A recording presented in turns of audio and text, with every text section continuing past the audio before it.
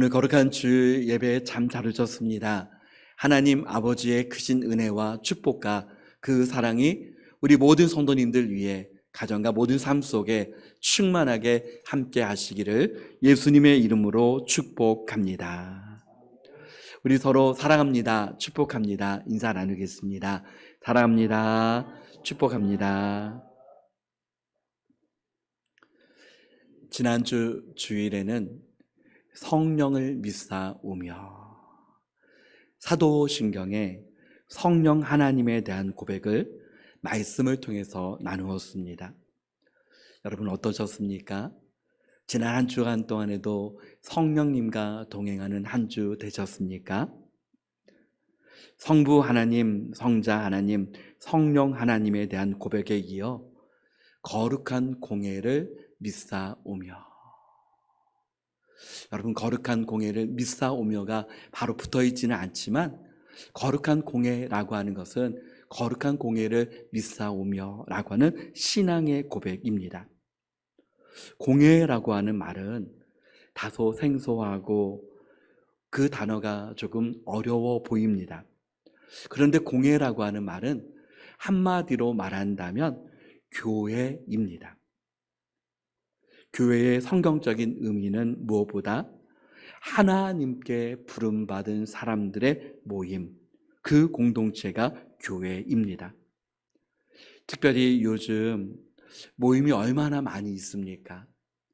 그 관계성을 떠나서 얼굴을 직접 보는 모임도 많이 있지만 사이버 공간에서의 밴드, 단톡 모임, 또 인터넷 카페 등 얼굴 한번 만나지 못한 모임 공동체가 많이 있습니다. 그러나 교회는 무엇보다 세상의 공동체와 다른 것이 있다면 하나님께서 부르셔서 모이게 하신 공동체가 바로 교회인 줄 믿습니다. 저와 여러분을 하나님 아버지께서 친히 한 분 한 분을, 한 사람 한 사람을 불러주신 줄 믿습니다. 하나님의 부르심은 어떤 조건적인 그 조건이 있는 것이 아니라 무조건적인 하나님의 사랑으로 불러주셨습니다. 왜 조건이 없습니까? 하나님의 그 크신 사랑, 십자가의 사랑은 그 가치를 이 세상의 그 어떤 것으로도 그 가치를 따질 수 있는 것이 아니기 때문에 하나님은 그 기쁘신 뜻을 따라 우리를 불러주셨고 우리는 하나님의 부름을 받았습니다. 그렇다면 교회를 특별히 공회라고 한 이유는 무엇입니까? 교회를 공회라고 한 역사적인 그 이유를 보면 처음에 물론 구약에서도 그 공동체를 교회라고 그렇게 말을 합니다. 그런데 신약 교회는 예루살렘에서 시작되었습니다. 그 교회를 예루살렘 교회라고 말하고 그 다음에 안디옥 교회가 세워지고 그 다음에 빌립보 지방에 빌립보 교회가 세워졌습니다.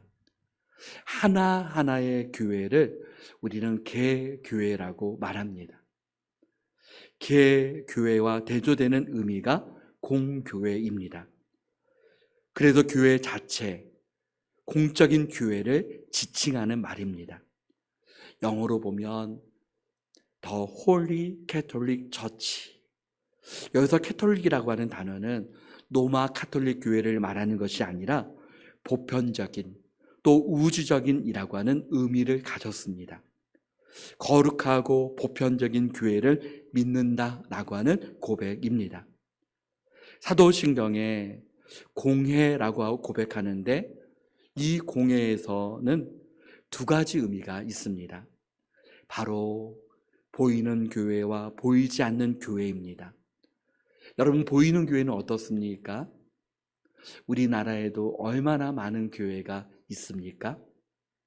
또 온 세계에 전 세계적으로 일본, 필리핀, 중국, 미국, 캐나다, 아프리카의 저 땅에도 전 세계에 흩어져 있는 수많은 교회들이 있습니다. 그러나 눈으로 보이는 교회는 불완전합니다. 교회는, 이 땅에 보이는 교회는 완전하지가 않습니다. 완전하지 못한 이유는 무엇입니까? 모인 사람들이 완전하지 못하기 때문입니다. 여러분, 우리가 예수님을 믿지만 여전히 우리 가운데는 죄성이 있지 않습니까? 그러므로 사람이 안전하지 못하기 때문에 보이는 교회는 완전할 수가 없습니다. 보이지 않는 교회는 몇 개입니까? 하나의 교회입니다. 완전한 교회입니다. 하나님은 특별히 그 공교회, 그 교회 자체를 내 교회라고 하셨습니다. 함께 읽은 본문 18절 말씀에는 또 내가 네게 이르노니 너는 베드로라 내가 이 반석 위에 내 교회를 세우리니 음부의 권세가 이기지 못하리라. 우리 다 같이 18절 말씀을 함께 읽어보겠습니다. 또 내가 네게 이르노니 너는 베드로라 내가 이 반석 위에 내 교회를 세우리니 음부의 권세가 이기지 못하리라. 아멘. 종교개혁자의 대표적인 사람 중에 한 사람이 칼빈 아니겠습니까?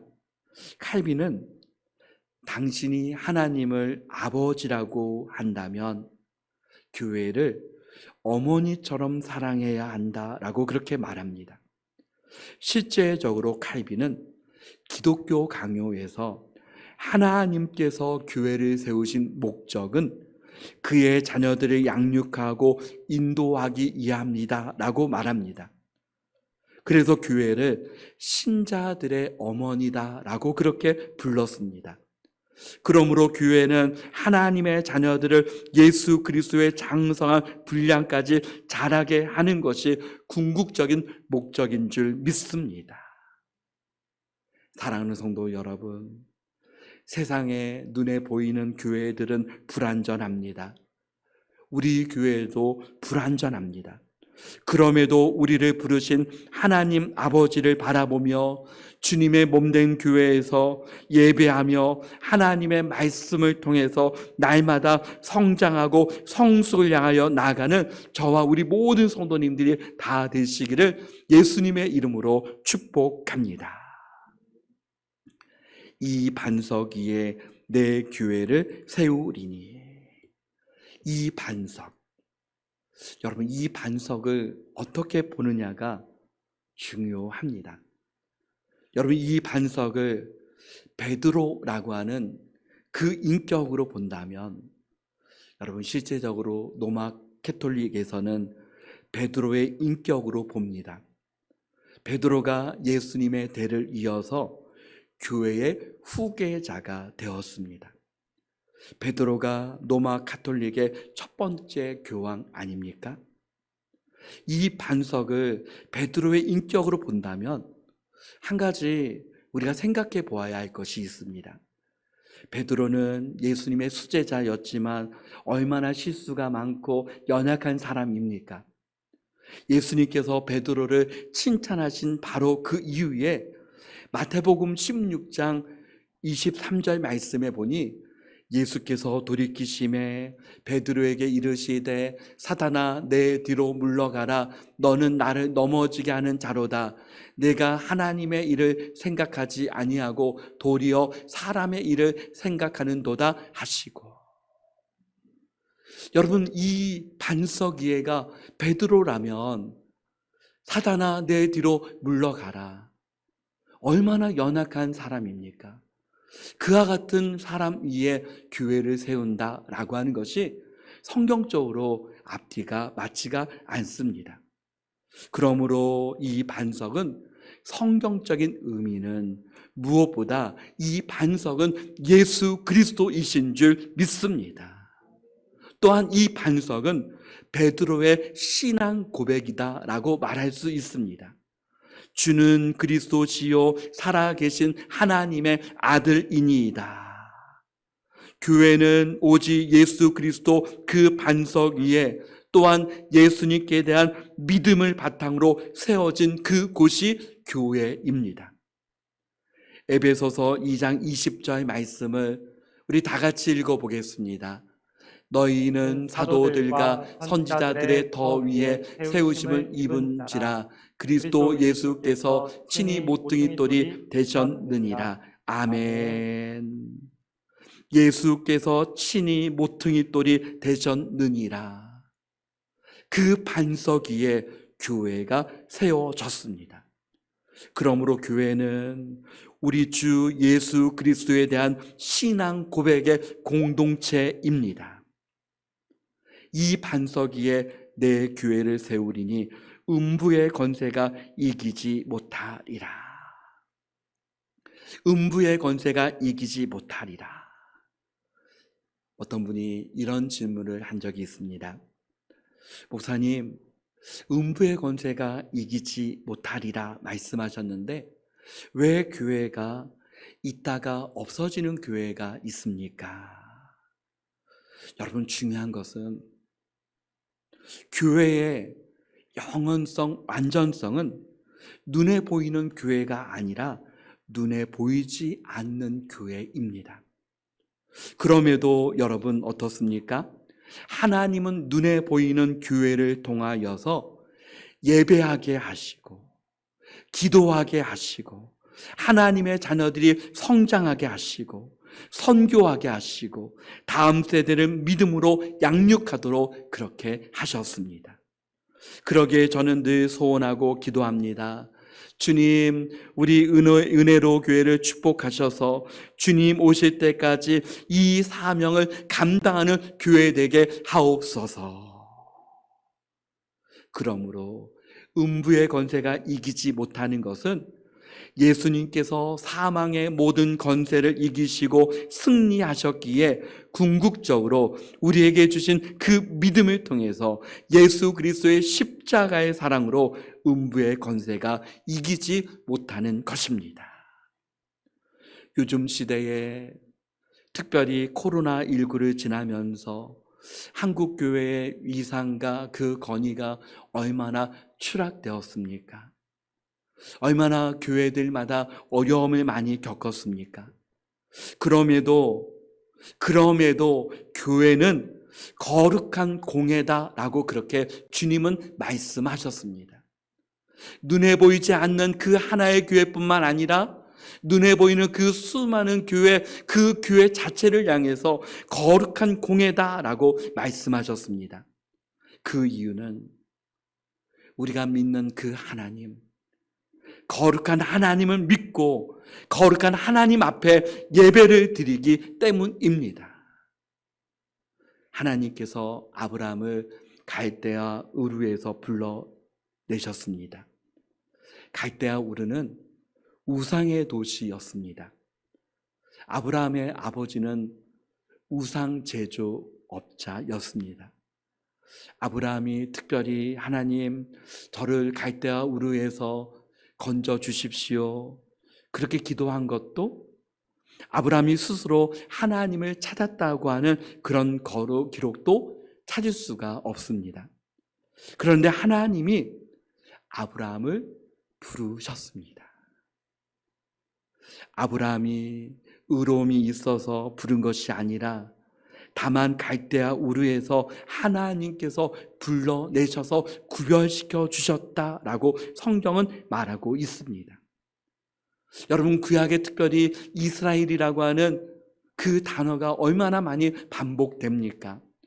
여러분, 그 나라, 그 민족이 특별히 거룩해서 특별히 의로워서 하나님께서 하나님 자녀들의 어떤 모형으로 삼아 주신 것이 아닙니다.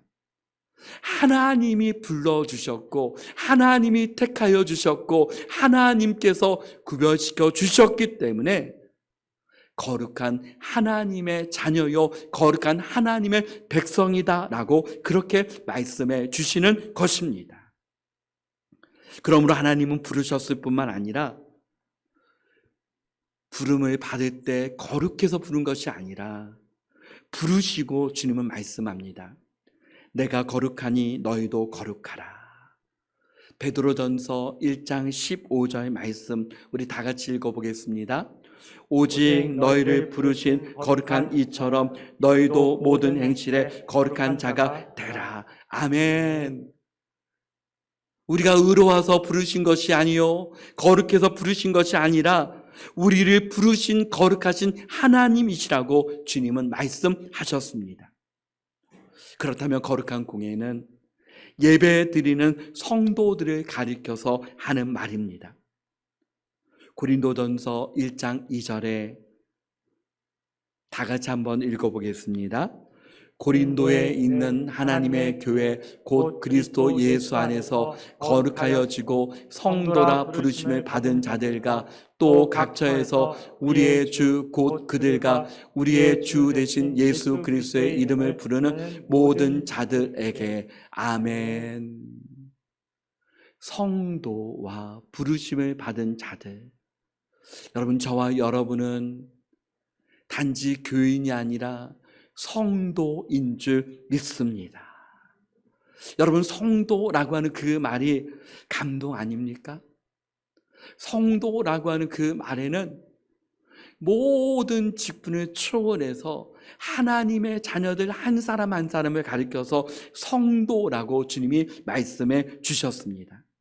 하나님께서 나를 성도로 불러주셨습니다.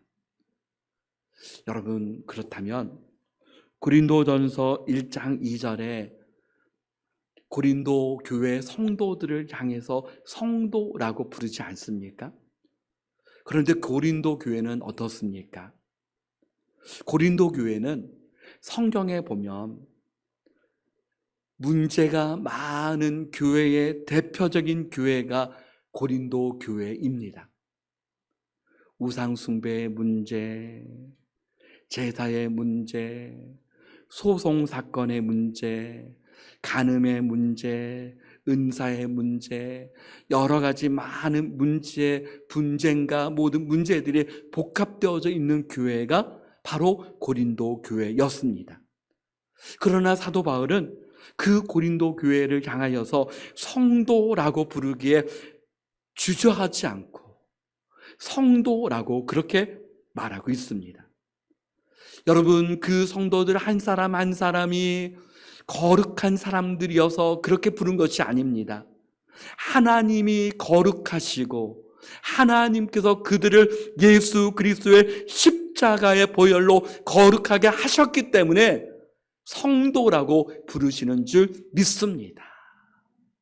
주님, 내가 주님의 자녀이고 내가 성도라고 불림을 받는 것은 나의 의가 아니라 오직 예수 그리스도의 의인 줄 믿습니다. 예수 그리스도의 십자가의 보혈로 죄와 허물로 죽었던 우리를 건져내어 주시고 깨끗하게 씻어 주셔서 우리를 향해서 주님은 너는 의인이라 하나님의 자녀라고 칭하여 주셨습니다. 루터는 우리 성도들을 가리켜서 의미 있는 말을 합니다. 구원받은 죄인, 죄인이면서 의인. 여러분, 한번 잘 생각해 보면 맞는 말 아닙니까? 구원받은 죄인, 구원을 받았지만 여전히 죄성이 있습니다. 우리는 죄인이지만 예수 그리스도의 십자가의 보혈로 구원받았고 하나님께서 우리를 의인이라고 칭하여 주셨습니다. 그러므로 하나님께서 세우신 그 교회, 부족하고 연약하지만 그 교회를 향해서 하나님은 거룩한 공회다, 거룩한 공회다라고 말씀하셨습니다. 우리의 믿음 생활에 있어서 중심이 분명해야 합니다. 하나님 중심, 말씀 중심, 교회 중심의 믿음 생활을 하는 것이 중요합니다. 교회 중심의 믿음. 여러분, 광야의 이스라엘 백성들을 사실 교회라고 칭합니다. 광야 생활을 하는 그 이스라엘 백성들을 교회라고 칭합니다. 그런데 그 이스라엘 백성들이 그 힘든 광야 생활을 이기고 가나안까지 갈 수 있었던 힘이 어디에 있습니까? 성막 중심의 생활. 하나님께서 세우신 그 성막 중심의 생활. 다니엘은 바벨론 포로 가운데서도 하루에 3번씩 성전을 향해 기도했다라고 말합니다. 열왕기상 9장 3절 말씀에는 우리 다 같이 한번 읽어보겠습니다. 여호와께서 그에게 이르시되 내 기도와 내 앞에서 간구한 말을 내가 들었은즉 나는 내가 건축한 이 성전을 거룩하게 구별하여 내 이름을 영원히 그곳에 두며 내 눈길과 내 마음이 항상 거기에 있으리니. 아멘. 하나님께서 건축하게 하신 그 성전을 거룩하게 구별해 주셔서 하나님의 눈길과 하나님의 마음이 항상 거기에 있으리니. 사랑하는 성도 여러분, 너희는 하나님의 전인 줄 알지 못하느냐? 여러분, 성도 한 사람 한 사람을 향해서 하나님의 그 눈길과 하나님의 그 마음이 항상 거기에 있는 줄 믿습니다. 성도 한 사람 한 사람을 향해서 하나님의 마음과 눈길이 있는 줄 믿습니다. 그렇다면 그 하나님의 성도들이, 주님의 자녀들이 모인 구별하여 세우신 곳, 그것이 교회 아닙니까? 그 교회를 향하여서 하나님의 눈길과 하나님의 그 마음이 함께 하시는 줄 믿습니다. 그러므로 우리의 믿음 생활에 있어서 주님의 몸된 교회를 중심으로 믿음 생활을 한다면 승리하는 삶을 살 줄 믿습니다. 교회는 하나님의 말씀이 넘치는 곳입니다.